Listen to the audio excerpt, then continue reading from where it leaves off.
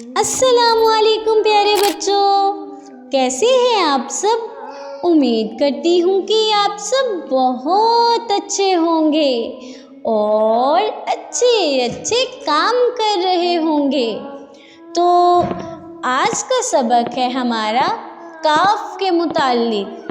آج ہم پڑھیں گے کاف کا مخرج کیا ہے، کاف کو ادا کیسے کرتے ہیں، کاف کے اوپر جب کوئی حرکت آ جائے تو ہم اس کو کیسے پڑھیں گے، اور حروف مدہ کے ساتھ کاف کی ادائیگی کیا ہے۔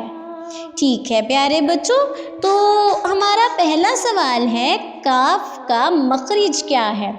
زبان کی جڑ کا آخر جو کوے کے پاس ہے اس سے تھوڑا پچھلا حصہ جب اوپر کے تالو سے لگے تب ادا ہوتا ہے کاف۔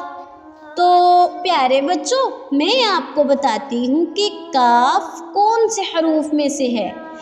کاف اور اوف دونوں حروف لہاتیہ میں سے ہیں، اور اب میں آپ کو بتاتی ہوں کہ قاف کے اوپر جب کوئی حرکت آ جائے تو نہ ہی اس کو جھٹکا دے کر پڑھتے ہیں اور نہ ہی اس کو زیادہ کھینچ کر پڑھتے ہیں، اس کو مناسب طریقہ سے پڑھتے ہیں۔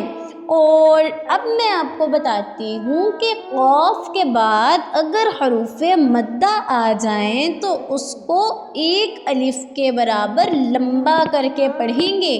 ٹھیک ہے پیارے بچوں، اور اب اسی کے ساتھ مجھے دیں اجازت، اور اب ہم ملیں گے اگلی ویڈیو میں اگلے سبق کے ساتھ۔ ٹھیک ہے پیارے بچوں، اپنا بہت خیال رکھیے گا۔ اللہ حافظ۔